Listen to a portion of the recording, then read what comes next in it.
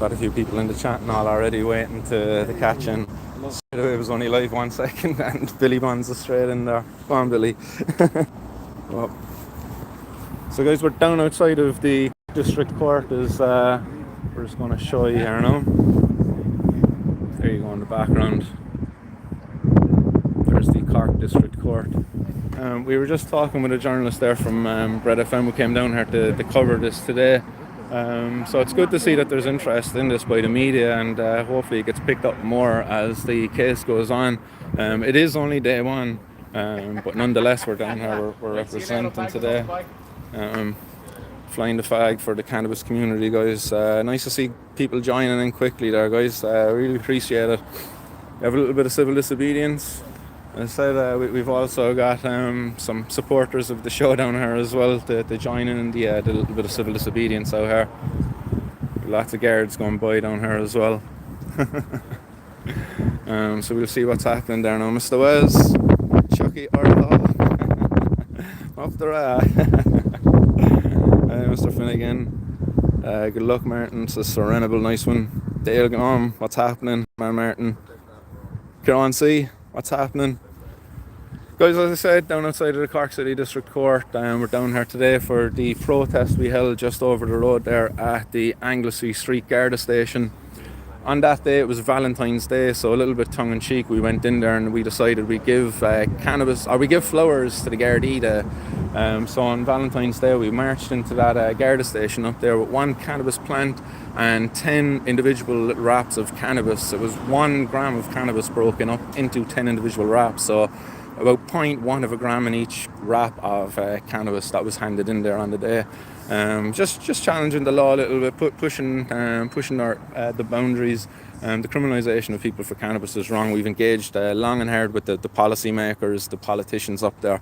They've continued to ignore us. So at this point, as citizens, we've no choice but to be breaking unjust laws, because, as people said before, it's definitely within a citizen's duty to follow laws, just laws that is. And if a law is unjust, it's also within that citizen's duty to be breaking those laws, especially at a time when policymakers refuse to engage with us, refuse to acknowledge the harm that's happening because of these policies, which we are campaigning against to change. So with that being said, we'll engage in a little bit of civil disobedience down here outside here today.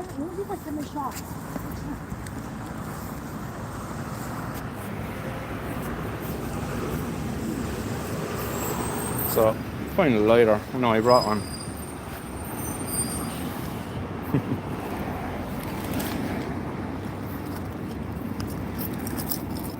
There we go.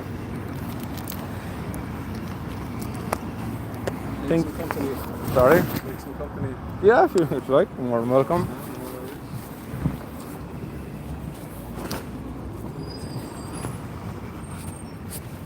Just going to take off the jacket just so people are under no illusion as to where the smell is coming from.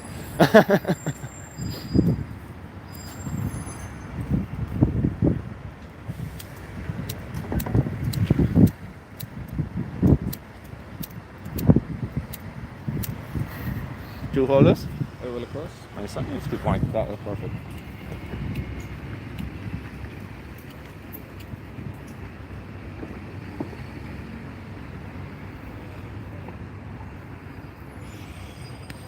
So again, an act of civil disobedience down here outside of the Cork City District Court.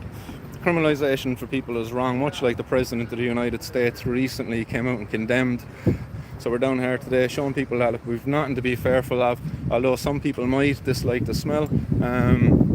We do apologise for that, for being out here on the street today. If we had a safe location where we could go indoors and consume this safely, then we would rightly do so. But until then, we've no choice but to be out here consuming cannabis on the streets.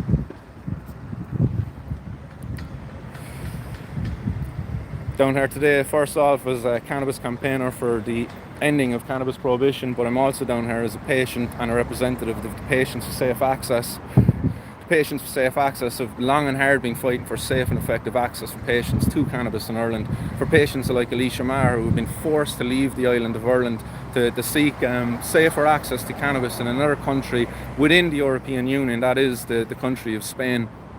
over in Spain, Alicia is not treated like a criminal for her use of cannabis as a medicine.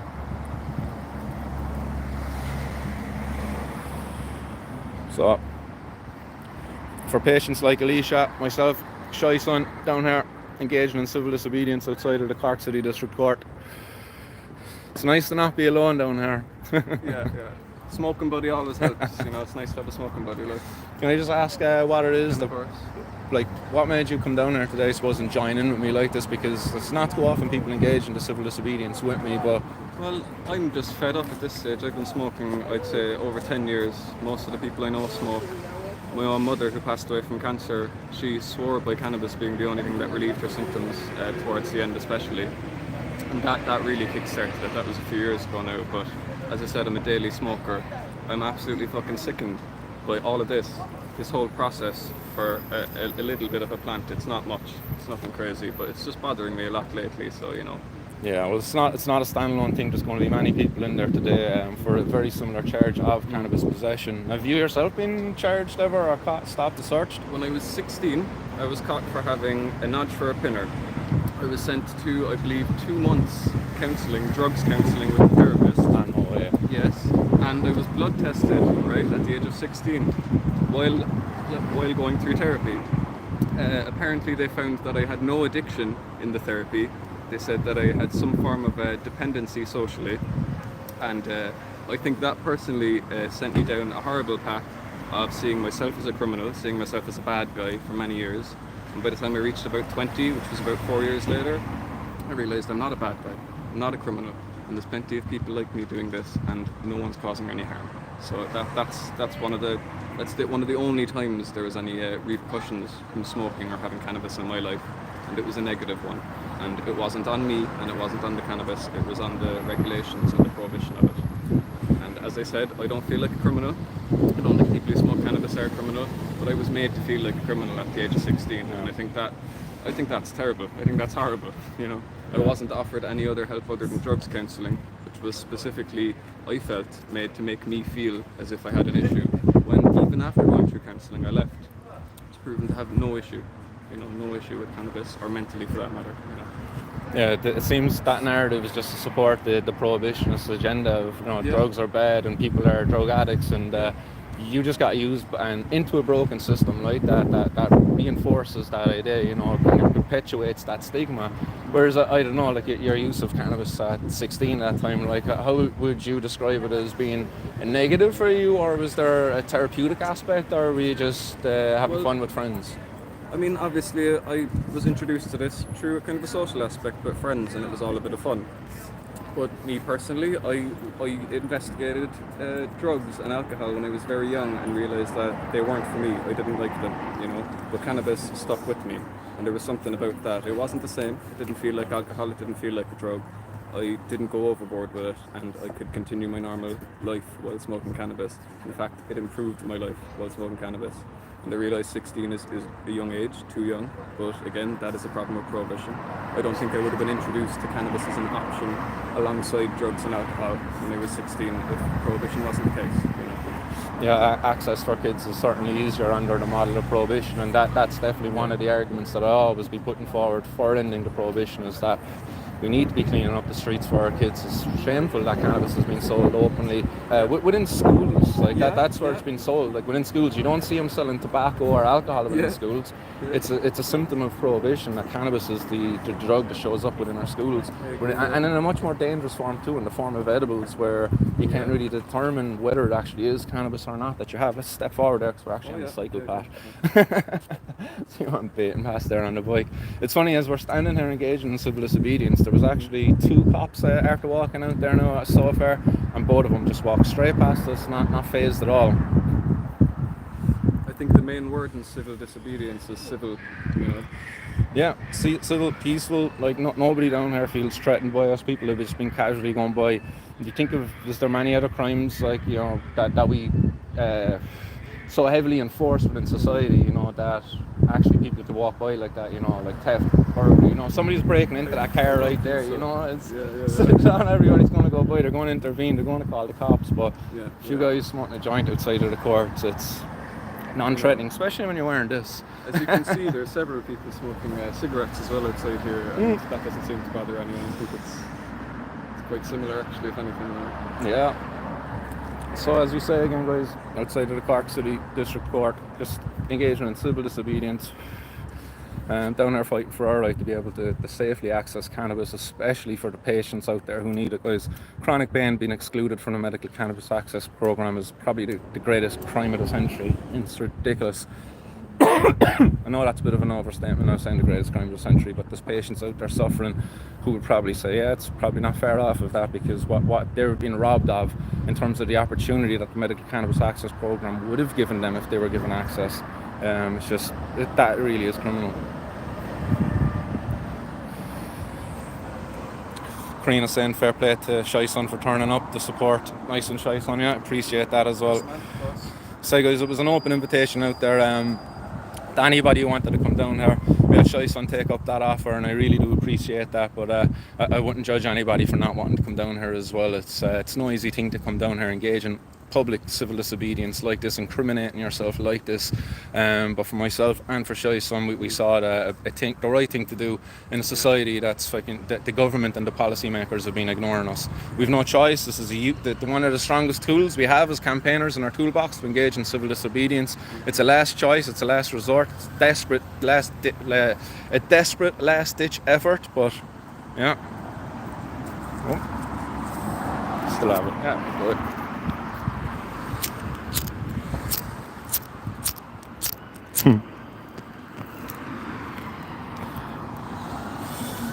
So again, huge support out there for us today. Nice one, guys. Really appreciate all the comments coming in. Susie Q says, if they were making money out of it, it would be legalised in seconds. It needs to be legalised for health, but until tax collectors make on it, this is the way of backwards Ireland. Now, I think there's a lot of people benefiting from its prohibition. You know, the biggest benefactors are the organised crime gangs, that's for sure. But certainly there's solicitors, there's judges within there, all benefiting from this, because, you know, it makes a nice busy day's work for them. It justifies their fat salaries, at least with these guys anyway, not the guards. I definitely think the guards are underpaid for the work they do.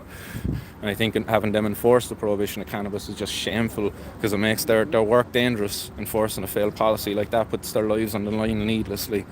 And I think that's just unfair to be doing to them. Dave Gorman says, alcohol ain't shit for me either, but people look at you like a weirdo if you don't drink in this country. They do. That's for sure. I get that look all the time when I say to people, no, I don't drink. Alama Snack Bear says, I admire the balls and you both doing this. Much respect. Yeah. Yeah, it has to be done. We're almost there. Civil disobedience almost complete. Again, the sky hasn't fallen.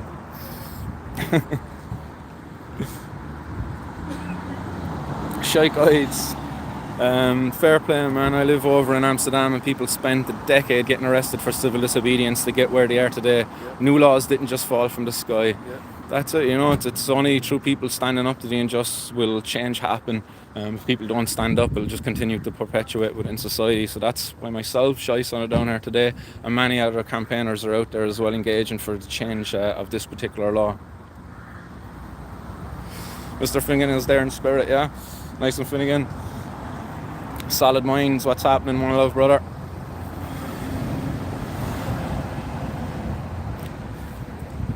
Right, we're almost done here anyway. How's Shy Son doing? We will continue. We continue to go until we reach the end anyway at the boat. 1.5 minutes. Going out again. It's always difficult to keep the old pures going as they reach the end.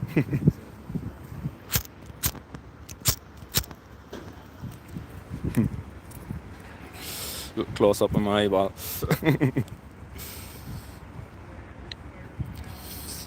Steve on Cav, what's happening? Says guards are the biggest benefiters. Laugh aloud, safe chasing young lads with plants than scumbags with guns. Well, I definitely would agree with you there. They're definitely safer chasing young lads, but at the same time, you know, these young lads these days seem to carry knives and stuff like that as well. The danger is just by the day getting ever more the bigger, you know, the risk continues to grow for not only the guards but also, you know, our own family and friends as they walk the streets with these people who carry knives and guns. Edzer, what's happening? Says, as you know, Martin, I just want and need this plant for my MS spasms. Edzer, man, it's a crime that you still haven't got access, man. Your condition is listed as one which is on the Medical Cannabis Access Programme. And to say that you haven't got access today is just a real failure within that system of the Medical Cannabis Access Programme. Stephen Kavanagh says cannabis is a non-toxic supplemental herb. It's not dangerous and its prohibition is dangerous. 100%. As I said there earlier this morning on a post I put up on Facebook, the prohibition of cannabis over its 80 years has destroyed and affected more lives in a negative way than cannabis ever has in its 10,000 plus years use by humans. What's happening, Colum? You good? What was this? What way did it go? Good, very good, very good. What's this? Yeah. What Were you up there all yourself now? No. Balls. Let's show you some finish away. Sorry? What time did they finish up? I got done early because there was two cages. There was a cage and a ring going at the same time, so it got done early. I think it was like 9 o'clock or something. Karen was telling me that they finished up and all. But it was a good night down there. They said no, it was a bit balls with the two rings going side by side. But you know, but come on, I better get back to this, Colum. Nice seeing you. Nice seeing you, Colum. Catch you later, bud. I just had to stop and say hi to a friend there, guys, so apologies. We're just finishing this civil disobedience here anyway. That's all done. So I said outside of the Cork City District Court, you think of any place that you could get engaged in civil disobedience and get a bit of attention from cops would be here, but 2 or 3 of them just walked straight past us, like, and they weren't even phased by our presence. Yeah. You all okay? All yeah? good. Perfect. So guys, we're going to start signing off here, saying goodbye to you, and we're going to go inside in the court, see what's actually happening inside of there. I should be walking out of this court at some stage later today, and I'll update you as to what went on, and there will most likely an announcement of a second date back down here again. And don't forget that we'll also be doing something similar down in Middleton again on Thursday. I'm down in Middleton for the National Legalised Cannabis Day campaign that we held last year. A letter arrived at David Stanton's office below there in Middleton. His secretary received it and sent it on down to the cops as was instructed in the letter. So he was only doing what was told of him. So I've no hard feelings towards that person either. So yeah, we're up for that. We're for a possession case and a supply case on Thursday. So stay blazed out there, guys. Keep it lit, and I'll chat to you soon. Peace.